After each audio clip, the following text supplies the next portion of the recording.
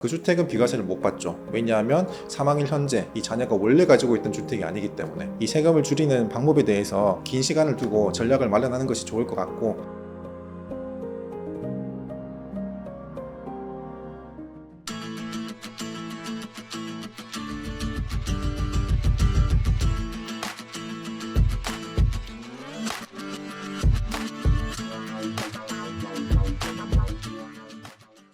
사실 이 부회전이라고 하는 책을 읽어야 되는 특정 대상은 없습니다. 그만큼 이 상속세라고 하는 세금이 이 모두의 세금, 더 이상 이제 보편적인 세금이고 특정 자산가들만을 위한 세금이 아니기 때문에 내가 소위 말해서 살고 있는 아파트 하나만 가지고 있다라고 하더라도 내 인문학적인 소양, 그리고 내 좀 경제적인 소양을 높이기 위해서라도 이 책을 한번 읽어보시면 좀 더 쉽고 내 상황에 맞는, 그리고 내 부모님의 상황에 맞는 좀 해답을 좀 찾을 수 있는 길라잡이가 될 책이라고 생각하고 있습니다.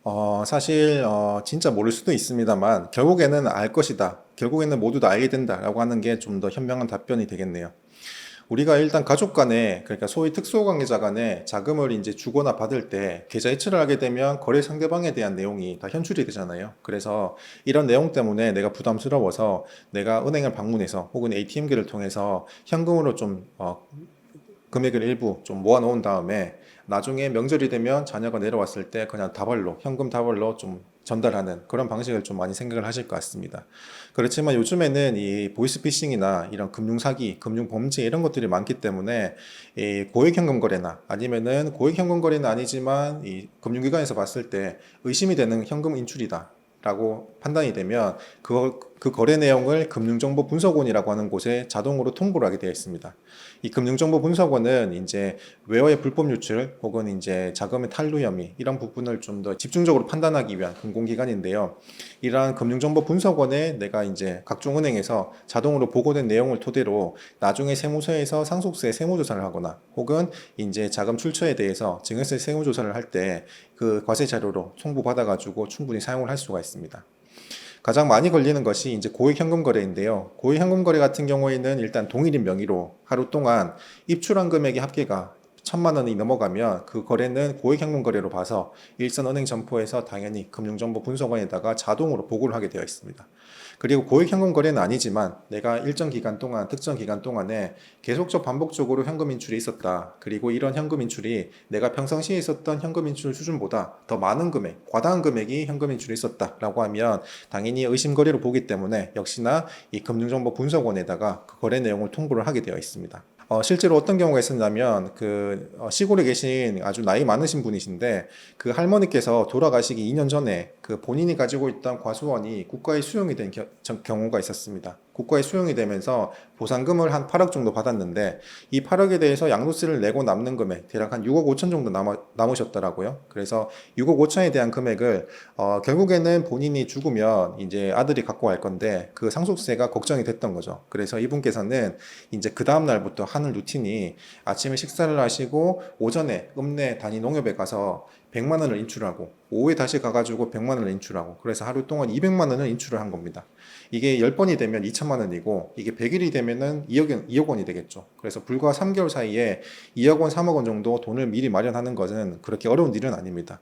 그렇지만 이 은행 점포에서 보기에는 이 할머니께서 그전에는 현금 인출이 이렇게 없었던 분인데 보상금을 받고 난 이후에는 이렇게 하루에 200만 원씩 정기적으로 계속적 반복적으로 현금 인출이 있었기 때문에 이 부분에 대해서 의심거리로 이제 금융정보분석원에 보고를 하게 됐던 거죠. 이런 경우는 있었습니다. 아까 말씀드린 것처럼 이 상속세를 구성을 할 때는 상속일 현재 남아있는 게 아니고 최대 10년 이내에 증여한 금액도 다 포함이 된다고 했잖아요.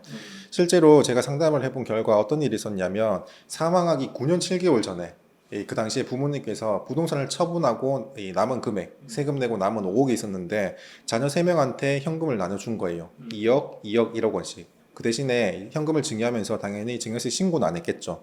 이렇게 되면 이 5억이라고 하는 금액이 부모님이 돌아가시면서 이제 상속재산가액이 포함이 되는 거 당연한 거고, 중요한 거는 증여세 신고를 안 했기 때문에 그 당시에 납부하지 못한 증여세도 발생을 하고, 그리고 무신고에 대한 가산세가 20%가 바로 붙고, 그리고 9년 7개월 동안 이 거의 10년이라고 하는 기간 동안에 내가 납부를 계속 안 했기 때문에 납부지연 가산세가 계속 붙습니다.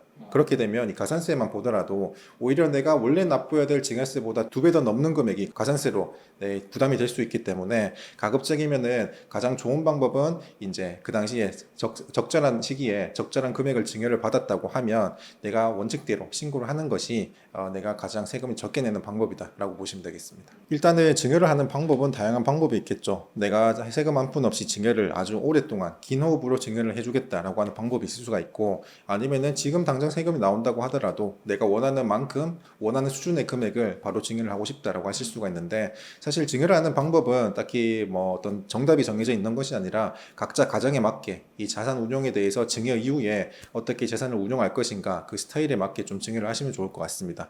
일단은 소위 면세점 증여라고 하죠. 세금 한 푼 없이 자녀가 태어났다고 하면 아주 긴 호흡으로 내가 증여를 하고 싶다라고 하면 이 면세점 증여를 좀 고려해 볼 수가 있는데, 우선 자녀가 태어날 때부터 증여를 할 수 있습니다. 그렇게 되면 자녀가 내가 30살이 됐을 때까지 30살이 됐을 때까지 총 4번의 증여를 할 수가 있겠죠. 태어났을 때 한 번, 10살, 20살, 30살 할 수 있는데, 요즘에는 이제 사회에 진출하는 그 연령이 점점 더 늦어지고 있지 않습니까? 그래서 30살이 되어야 뭐 기본적으로 내가 사회에서 좀 마중물 역할을 하는데 돈이 필요한다던가 아니면은 결혼할 때 결혼 자금으로 내가 좀 생각을 해볼 수가 있기 때문에 30살까지 증여를 했을 때 총 내가 1억 4천만 원 정도 세금 한 푼 없이 증여를 해줄 수가 있겠죠.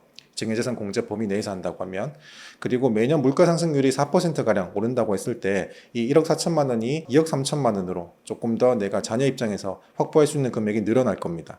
이렇게 되면 이 2억 3천만 원이란 돈을 가지고 이 자녀 입장에서는 이제 처음으로 사회에 발을 디뎠을 때 좀 유용하게 만들 수 있는, 유용하게 사용할 수 있는 자금이다라고 보시면 될 것 같고, 모 결혼정보회사에서 보니까 2022년 기준으로 이 결혼 평균 금액이 대략 3억 3천만 원이라고 하더라고요. 물론 이 3억 3천만 원 중에 거의 8, 90%는 전세 자금이긴 하겠지만은 이 2억 3천만 원이라고 하는 금액에 대해서 내 결혼 자금으로 충분히 좀 쓸 수 있는 도움이 되는 금액을 만들 수 있다라고 생각을 하시면 될 것 같고, 제가 상담을 하다 보면 뭐 실제로는 이제 이렇게 긴 호흡 동안에 이 조금씩 주는 거는 큰 금액이 주지도 못하고, 그래서 나는 오히려 손자가 태어날 때 바로 그냥 5억을 주고 세금을 먼저 크게 한번 맞고, 오히려 그 다음에는 내가 운용한 계획에 따라서 내가 변액보험을 든다던가 아니면 우량주에 투자를 한다던가 이렇게 계획적으로 내가 좀 더 자산 상승을 많이 할 수 있는 그런 계획이 있다고 하면 오히려 그런 방식으로 해서 이 증여 이후에 재산가치 증가분은 손자에게 오롯이 다 귀속이 되는 거기 때문에 그렇게 운용을 하겠다라고 하는 경우도 있습니다. 따라서 증여라고 하는 것은 정답이 없고, 내가 어떻게 운용을 할 것인지 향후 운용 계획에 따라서 큰 금액을 일시에 증여할 수도 있고, 아니면 조금씩 긴 호흡을 가지고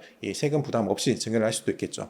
일단은 그 상속인, 즉 자녀가 기존에 일반 주택을 가지고 있는 상태에서 부모님이 부득이하게 돌아가시면 내가 주택수 하나가 더 플러스가 되는 거잖아요. 그래서 자녀 입장에서는 부모님이 돌아가시지 않았다면, 그래서 내가 상속주택을 받지 않았다면 기존에 있는 주택을 가지고 비과세를 받을 수 있을 건데, 내가 주택수가 부득이하게 하나 더 늘어났기 때문에 비과세를 못 받으면 이건 억울하니까 국가에서 그러면 특정 요건을 가진 상속주택이 있으면 그 주택은 기존에 가지고 있는 주택을 팔 때 주택수에서 제외해 줄게, 그래서 비과세를 해줄게 라고 하는 내용입니다.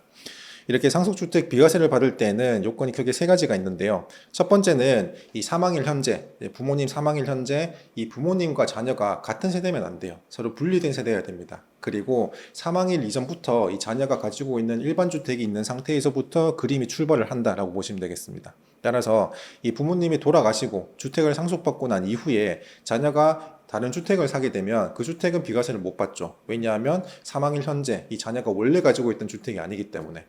그리고 두 번째는 주택을 상속받은 이후에 처분하는 주택은 상속받은 주택을 처분하는 것이 아니고 자녀가 원래 갖고 있었던 일반 주택을 처분하는 경우입니다. 이건 처분 순서가 중요한 거예요.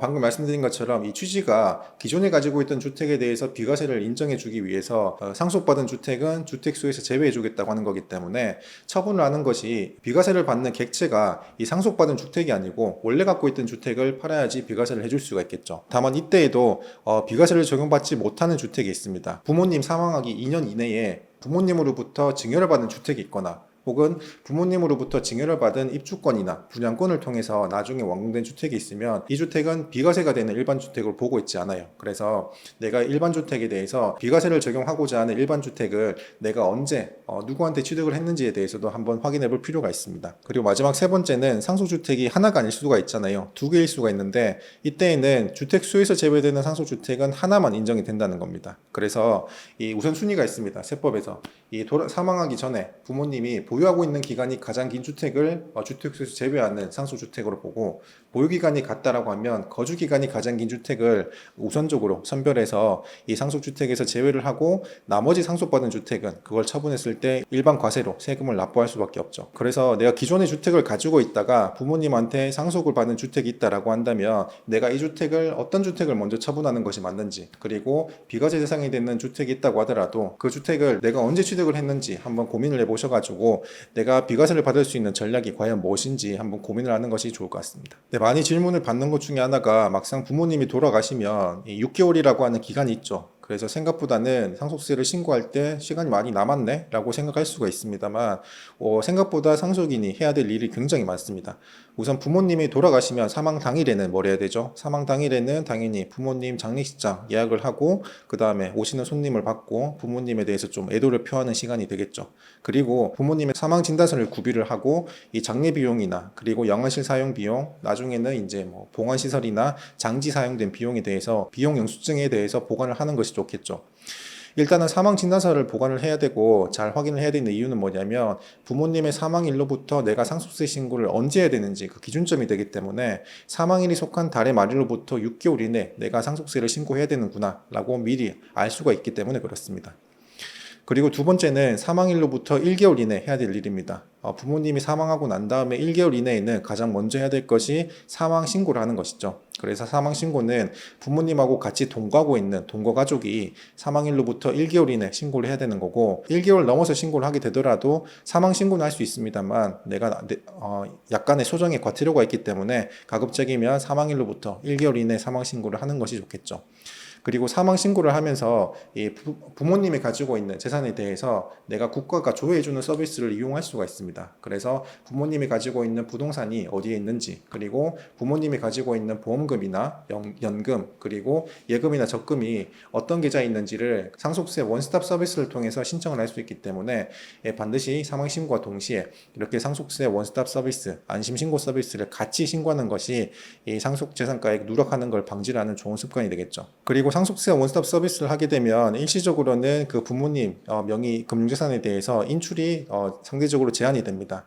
물론 나중에 사망 신고가 끝나고 그리고 상속세 신고가 다 끝난 뒤에는 자유롭게 현금 인출을 할 수가 있겠지만 이 상속재산이 아직 명확하게 구분되지 않는 상태에서는 금융기관도 나중에 함부로 이 현금 인출을 해줄 수가 없기 때문에 현금 인출이 제한되는 점 미리 알고 계시면 좋을 것 같고, 그래서 사망 전에 기존에 있었던 대출이 부득이하게 만기가 된다라고 하면 그 만기 연장을 하기 위해서는 필요한 금액만큼 일부분은 미리 인출해 두는 것이 좋겠죠. 그리고 이 부모님이 돌아가시면 가급적이면은 부모님 명의 휴대전화는 가급적 해지를 안 하는 것이 좋습니다. 상속세 신고 끝날 때까지. 왜냐하면 이 금융재산이라고 하는 것은 이 본인이 운용하는 게 아니다 보니까 상속인 입장에서, 즉 자녀 입장에서 이 부모님이 현금 인출한 금액이 있는데 이걸 어떻게 소명을 할지 모르는 경우가 많아요. 거래 상대방도 내가 처음 듣는 사람인 경우가 많고, 이런 경우에는 부모님 휴대전화에 있는 채권 채무 관계를 통해 가지고 내가 세금 신고를 할 때, 상속세 세무조사가 있을 때 좀 더 용이하게 입증할 수 있는 그런 증빙 수단이 될 수가 있기 때문에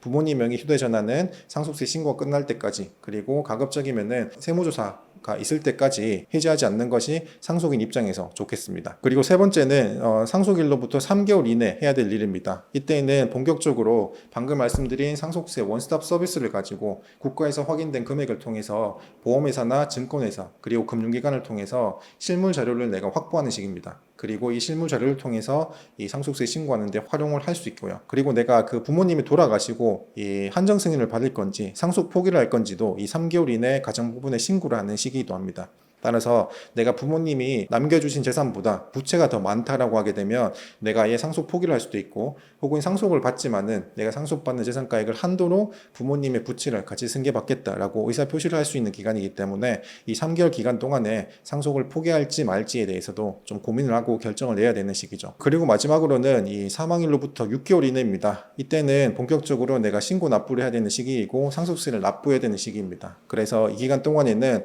최종적으로 신고를 하기 전에 이 부동산에 대해서, 상속받은 재산에 대해서 이 상속인들 간에 협의 분할을 어떻게 할 건지, 그리고 상속세를 납부한다고 하면 내가 어떻게 상속세를 납부할 건지, 필요하다면 대출을 낼 수도 있고 아니면은 내가 담보를 제공해서 납부기한 연장을 할 수도 있겠죠. 그래서 이때는 현실적으로 상속세를 신고하고 납부하는 절차에 대해서 고민을 하는 시기다라고 보시면 되겠습니다. 일반적으로 부모님이 자연인 상태에서 사망을 하신 게 아니고 부모님 명의로 사업을 하고 계셨다라고 하면 이 사업과 관련된 재산과 부채가 있을 수가 있습니다.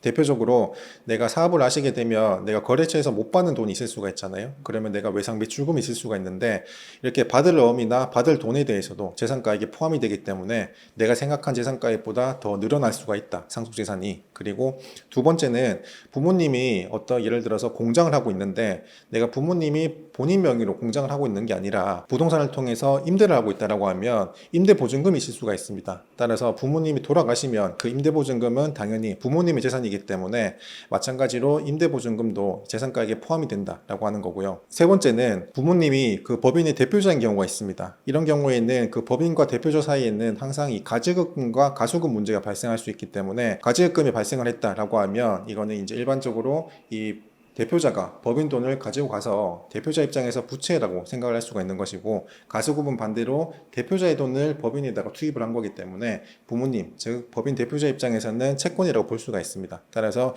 이 가지급권 가수급금에 대해서 이 장부상 기록되어 있는 이 가지급금과 가수급금에 대해서 채권 채무 관계를 잘 정리를 해서 상속재산가액에 추가적으로 더 반영을 해야 되는 부분이 발생할 수 있죠. 일단 첫 번째는 이 사망 전 사전 증여재산이 있는지 여부입니다. 따라서 사망 전 10년 이내에 또 사망 전 5년 이내에 사전에 증여한 금액이 있으면 그 증여한 금액을 상속재산가액에 포함이 돼야 되는 것이고, 그리고 부득이하게 내가 증여할 당시에 증여세 신고도 누락을 했다라고 하면 지금 현재 그 당시에 미처 납부하지 못한 증여세와 가산금도 함께 부담이 되기 때문에 상속인 입장에서는 오히려 큰 자금 지출이 발생할 수가 있습니다. 그리고 두 번째는 이 추정 상속재산이죠. 말씀드린 것처럼 사망 전 최대 2년 이내에 내가 현금 인출한 금액이 5억 원이 넘어간다라고 하면 그 5억 원이 과연 어디에 썼는지, 적법한 용도대로 사용이 되었는지 이 상속인이 소명을 해야 되는 겁니다. 그리고 세 번째는 이 부모님이 그 주택을 임대하고 있었다라고 하면 그 임대보증금이 남아 있을 겁니다. 그 임대보증금 역시 이 사망일 현재 상속재산가액에서 차감이 되는 부채로 산정이 되는데, 기존에 주택임대사업자 같은 경우에는 대부분 관성적으로 월세 수익이 있다고 하더라도 신고를 안 하는 경우가 많았습니다. 그래서 국가 입장에서 이분이 최종적으로 사망을 했을 때 그동안 주택임대소득에 대한 임대보증금을 상속 채무로 공제를 했다고 하면 그동안 이분께서 살아있을 때 과연 소득세 신고를 잘했을까에 대해서도 세무조사가 파생이 돼서 늘어날 수가 있기 때문에 이 임대소득에 대해서도 평소에 살아생전에 이 월세소득에 대한 소득세 신고를 잘했는지 그 적정선도 함께 검증을 할 수가 있겠죠. 그리고 마지막 네 번째는 이 재산평가 방법에 대한 겁니다. 그래서 가장 대표적으로는 아파트인 경우에는 매매세액가액이 있을 수가 있는데, 이 세법에서 정하는 매매세액가액 말고 다른 엉뚱한 가액을 적용을 한다거나, 아니면 내가 임대하고 있는 부동산이 있다면 기준 시가를 신고하는 것이 아니고 임대료 환산가액과 둘 중에 큰 금액을 비교로 해서 써야 되는데 기준 시가로만 신고를 한다거나, 이렇게 이 시가 평가를 하더라도 이 세법에 맞지 않는 엉뚱한 가액으로 평가를 하게 되면 상속세가 그만큼 차이가 날 수 있기 때문에 이 재산 평가 방법에 대해서도 미리 전문가와 좀 상의를 하시고 정확한 재산 평가 방법을 적용하는 것이 상속세를 줄이는 지름길이 되겠습니다. 일단은 세금 상담을 할 때에는 가급적이면 자녀분하고 같이 오시길 권해드립니다. 어차피 세금 상담이라고 하는 것이 비교적 난해한 내용에 대한 정보 전달이기 때문에 부모님만 오셔서 그 내용을 잘 듣고 집에 가서 가족들한테 잘 전달하기도 힘들 것이고, 그리고 자녀가 바라는 바와 부모님이 바라는 바 양쪽 모두 니즈가 맞아야 되기 때문에 어차피 종합적으로 이야기를 다 들어볼 수밖에 없어요. 그래서 이 세금 상담을 한다고 하시면 번거롭긴 하지만 시간을 내서 부모님과 자녀분 모두 함께 세금 상담을 하시면 양쪽 모두 이득이 되는, 종합적으로 이득이 되는 그런 세금 상담이 이루어질 수 있습니다. 네, 상속세에 대해서 많이 고민을 하실 걸로 생각이 듭니다. 이 상속세를 줄이기 위해서는 우리가 상속세에 대한 본질을 좀 이해할 필요가 있습니다.